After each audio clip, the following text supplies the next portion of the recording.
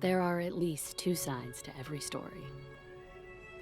Yours and mine, ours and theirs, his and hers.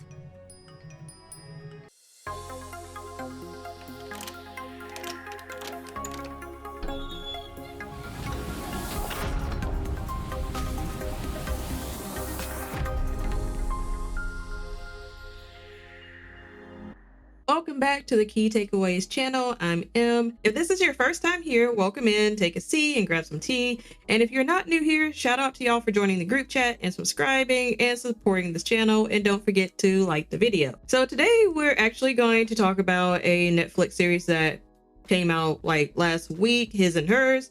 So for today's makeup, I didn't really know what to put on, so I went kind of a regular everyday look in sort of a monochromatic shirt, kind of like Tessa Thompson's monochromatic outfits in the series. When we were last here, we talked about why Welcome to Derry opened up the Stephen King cinematic universe. So His and Hers is a new limited thriller series on Netflix with Tessa Thompson and John Bernthal, aka Frank Castle from Marvel's The Punisher, for you fellow MCU fans. I'm gonna introduce the characters as we are introduced to them in the series, so that when I start using names, we're all like on the same page. So in what I will call the ATL news crew, you have Anna, Lexi / Catherine, which we'll get to, and Lexi's husband, Richard. I realize Anna's boss is also in that.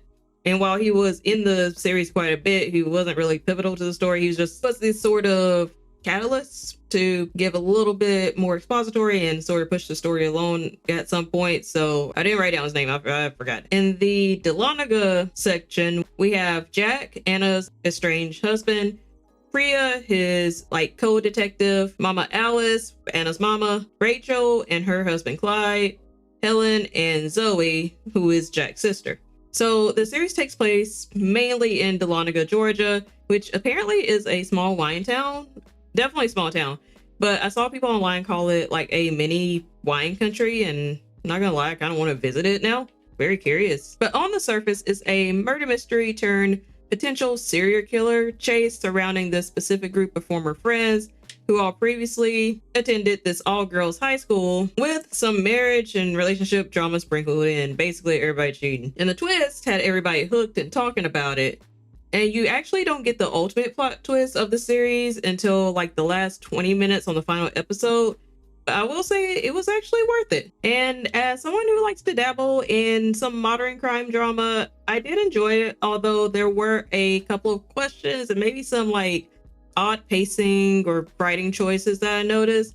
I also will say that the show was apparently based on the 2020 book by the same name by author Alice Feeney. The book explicitly gave the perspectives of Jack and Anna and the killer, and while we pretty much saw Jack and Anna's perspectives mirrored in the series, we actually don't see the killer's perspective until the killer is revealed at the very end. So I guess that was like a creative choice to sort of create more shock value as the killer is revealed, like I said, in the last 20 minutes of the entire series. So let's talk about some changes from the book, at least according to this article in Elle that I pulled up as I was researching. So the setting actually moved from London and Blackdown, UK, United Kingdom, to mainly Dahlonega, Georgia, with sprinkles of Atlanta, since that's where Anna's current news station is. In the book, Anna's been covering for a co-worker, Kat, who's on extended maternity leave, and Kat returns and shooes Anna back to Blackdown. But in the series, Anna was actually on bereavement leave and had to fight to cover the murder story in Dahlonega in the first place when she returned to work, since she had been off unofficially but officially for a year. I'm going to give this twist pretty early on because in this it's a little easier to kind of retell the series, but Kat, or Catherine, is in fact Lexi Jones. But the name was changed in the series to hide that Lexi is Anna's former childhood friend, Catherine Kelly. In both versions of the story, Anna has no idea that the coworker she loathes is in fact Catherine. In the book, Jack and Anna are divorced, while Jack and Anna in the series are separated, I guess informally, or estranged. Also in the book, Anna is an alcoholic, making her a super unreliable narrator throughout the book.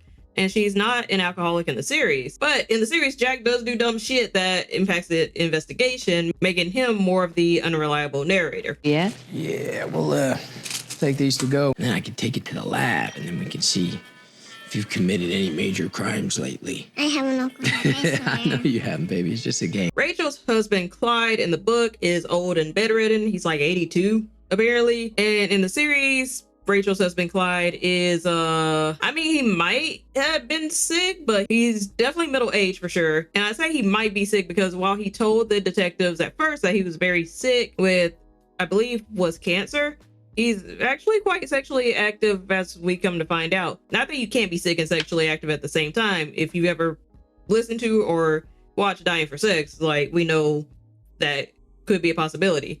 But as we come to find out, he's sexually active. He has this arrangement with Anna and her friend Helen, and his secrets also temporarily make him a suspect. And finally, the revelation of the killer in the series was very clear to us and Anna, but the revelation of the killer in the book was clear to us as the readers or audience, but it was ambiguous to Anna until the very end. So for today's video, I want to go over some of the themes that went beyond the murder mystery of it all for his and hers. So let's talk about the first theme, which is the media influence with dual perspectives. This is actually fairly small compared to the other themes in this video, but I did want to highlight this because it's very applicable to our media culture today. So Anna and Lexi had essentially dueling influences, particularly with Anna's town hall revealing the real fear through the failure of her and the mayor and the sheriff's department not managing expectations, while Lexi held an interview with Clyde, which was more manufactured and cultivated, seeing as how both Lexi and Clyde had this image that they wanted to uphold. So obviously this is kind of similar to our media culture today, especially in 24-hour mainstream news cycles. A lot of times, damn near all the time at this point, the stories, arguments, and emotions are intentionally heightened or manufactured in some way, shape, or form. We see this throughout as Anna, who represents the media, pushing for views with the news station through her leading questions or revealing certain information that may have been not cleared for public release throughout the investigation. The second central theme for this series, which I think was basically the biggest theme, if not the second biggest theme, was the impacts of trauma. So it was very evident that Anna was working through some sort of trauma from the beginning, but we learned that it was actually the sudden death of her and Jack's infant daughter, Charlotte, which informed why she left Jack and ended up being only for about a year. On top of that, she actually saw Jack sleep with Rachel, or cheat on her with Rachel in the woods, so that like compounded her trauma and grief. So I think for Anna specifically, the trauma that she went through informed her actions and responses throughout the series, especially with her interactions with Jack. I should have said this earlier, but I am not a licensed therapist, nor am I a licensed trauma-informed therapist. However, I do have some background in psychology. But as an educated guess, I think Anna's trauma impacted her narrative at the end due to her either subconsciously burying what actually happened to her or outright refusing to acknowledge it until she faces it in black and white in her mom's letter.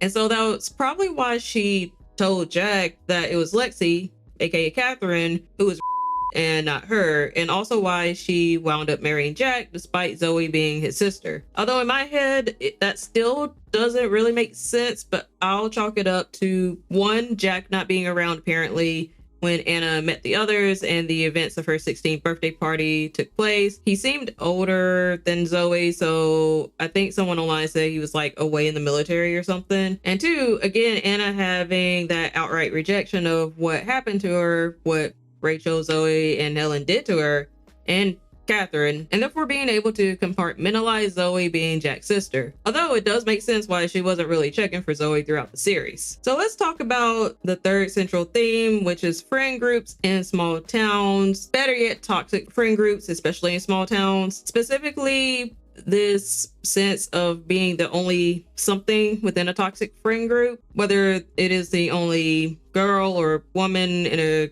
group full of guys, or in Anna's case, it was this being the only black girl in this toxic friend group, and etc. And I'm here to tell you, baby, just don't do it. Not at 16, not in college, not in adulthood, just don't. And friend groups tend to be toxic when there's like a distinct hierarchy within said group, which is what we see among Rachel, Helen, Zoe, Anna, and Catherine, with Rachel basically being the queen bee, and I guess Helen being her second in command. I don't know. And for this series specifically, a compounding factor of said toxicity is the small town element, where typically in a small town, everybody knows everybody, even after you leave school for the day. So when you're in that small town setting and sort of suffering or struggling in school, and you're in that toxic friend group, and the adults be knowing your business too, that shit can be harrowing and very isolating, depending on how bad whatever the embarrassing thing was that you had to deal with. Say, for example, when Rachel, I'm assuming, tricked Catherine into thinking she drank her urine. So just imagine dealing with that